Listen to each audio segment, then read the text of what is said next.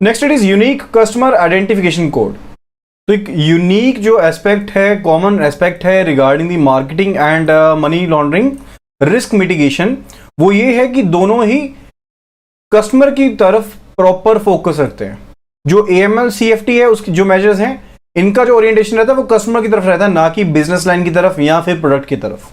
सो इस पर्पस के लिए कि बैंक्स जो हैं वो कस्टमर की एक्टिविटीज का प्रॉपर ध्यान रख पाए, बैंक्स को कुछ एक स्टेप्स को फॉलो करना पड़ता है।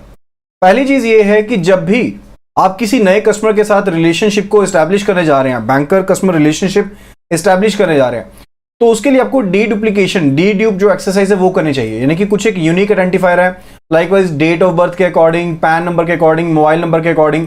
तो ये कुछ क्या है, यूनिक आइडेंटिफायर है, जिनके थ्रू आप ये जांच पड़ताल कर सकते हैं कि कहीं इस पर्सन का जो अकाउंट है ऑलरेडी हमारे पास एग्जिस्ट तो नहीं कर रहा।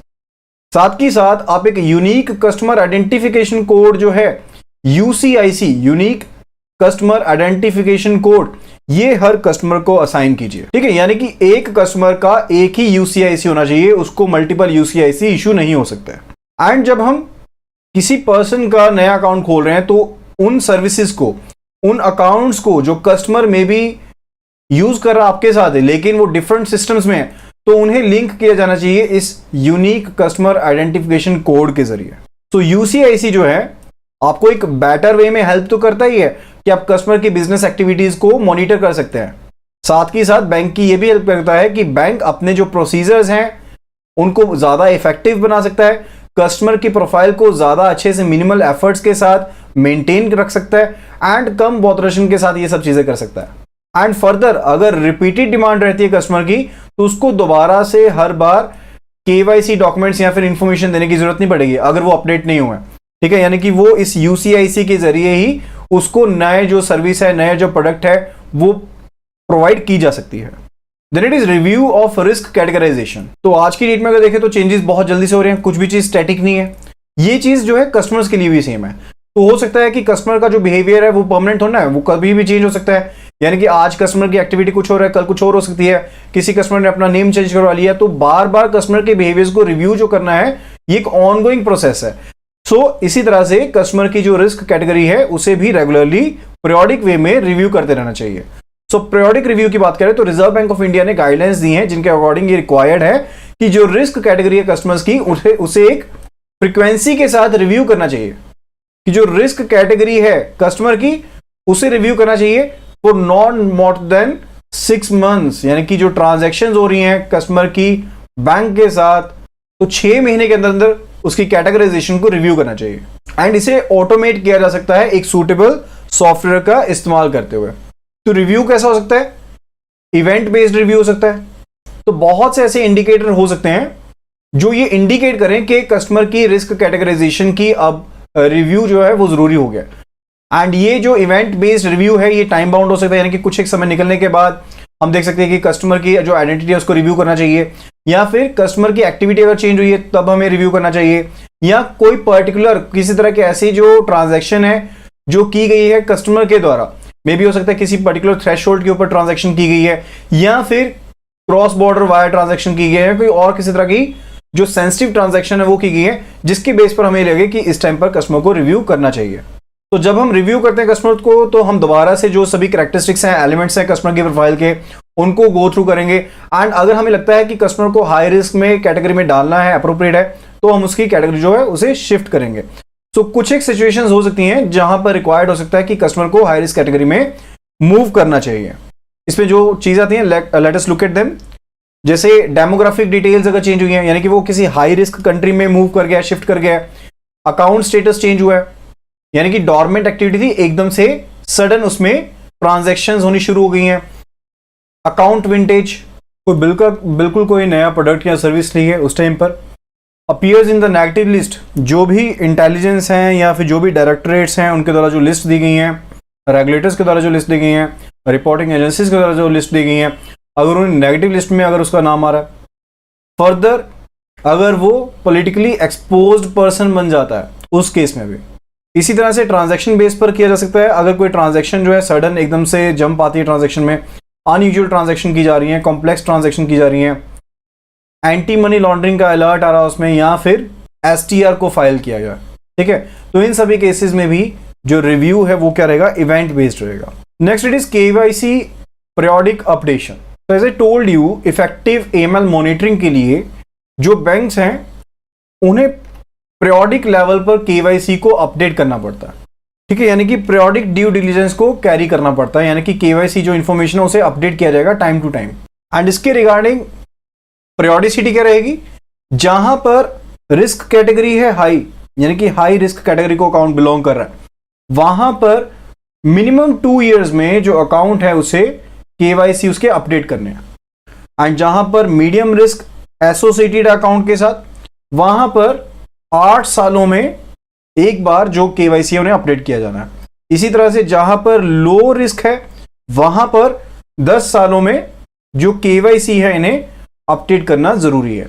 ओके, तो पीरियोडिसिटी कितनी रहेगी, periodicity will be 2 years in case of high risk accounts, 8 years in case of medium risk accounts and 10 years in case of low risk account.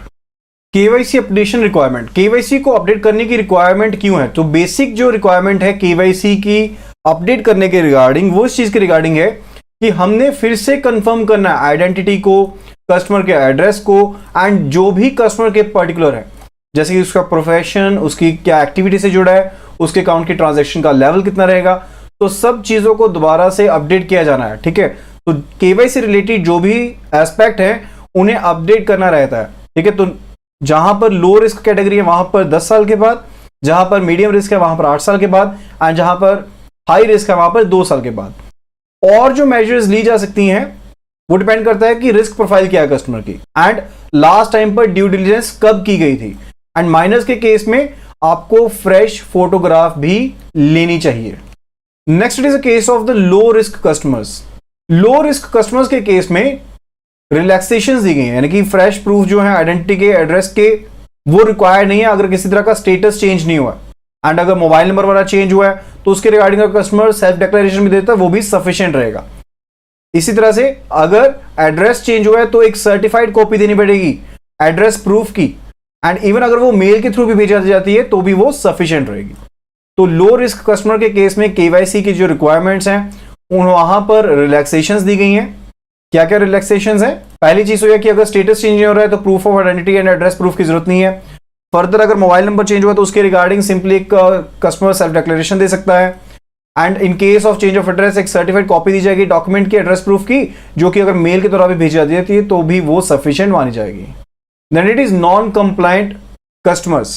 अगर रिपीटेड रिमाइंडर्स देने के बावजूद भी जो कस्टमर है वो अपनी केवाईसी रिक्वायरमेंट्स को फुलफिल नहीं कर रहा है, अगर रिपीटेड रिमाइंडर्स देने के बावजूद भी जो कस्टमर्स हैं अगर वो अपनी केवाईसी रिक्वायरमेंट्स को फेज्ड मैनर में कंप्लीट नहीं कर रहा है तो फेज मैनर में उनके अकाउंट के ऊपर रिस्ट्रिक्शंस लगाई जा सकती हैं अकाउंट के ऊपर एंड फाइनली अकाउंट को क्लोज भी किया जाता है। तो ये नहीं है कि कस्टमर ने कंप्लायंस नहीं दिया तो आप सीधा अकाउंट बंद कर दें, फेज्ड मैनर में रहेगा, यानी कि पहले आप रिस्ट्रिक्शन करेंगे ऑपरेशंस की एंड फर्दर उसके बाद आप क्या करेंगे, अकाउंट को क्लोज भी कर सकते हैं। तो प्रोसीजर जो रिजर्व बैंक ऑफ इंडिया के द्वारा ले डाउन किया गया, let us look at it.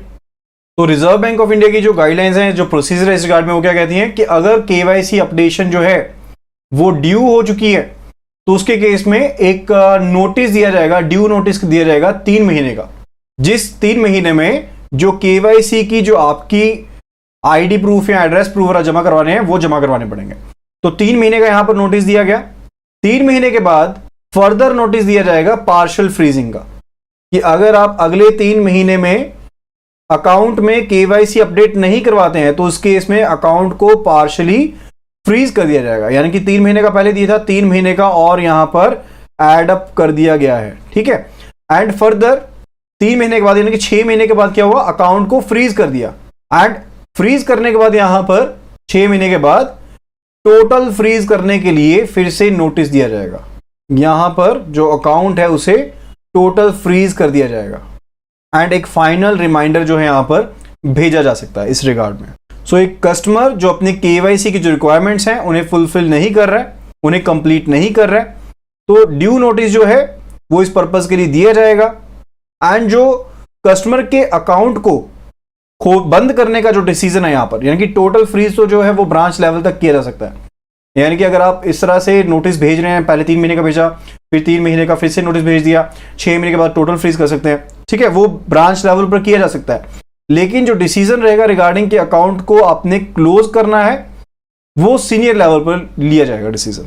And अगर आइडेंटिटी जो है कस्टमर की वो डाउटफुल है, अगर कस्टमर की जो आइडेंटिटी है वो डाउटफुल है, तो इस तरह के अकाउंट को एसटीआर में रिपोर्ट किया जाएगा। तो इस तरह के अकाउंट को यहां पर एसटीआर में रिपोर्ट किया जाएगा, यानी कि जो सस्पिशियस ट्रांजैक्शन रिपोर्ट है वहां पर इसे इंक्लूड किया जाएगा। सो पार्शियल फ्रीजिंग की स्टेज में कोई भी डेबिट जो है वो अकाउंट में अलाउड नहीं होते हैं, सिर्फ और सिर्फ क्रेडिट रहते हैं।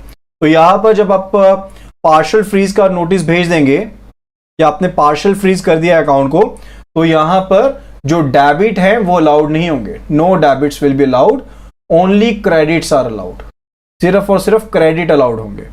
ओके, एंड जब 6 महीने बीत गए, जब फुल फ्रीज कर दिया गया है, यानी कि अकाउंट जो है इनऑपरेटिव हो गया है, तो ना यहां पर डेबिट अलाउड होंगे ना ही क्रेडिट अलाउड होंगे, एंड जो अकाउंट होगा वो इनऑपरेटिव हो जाएगा।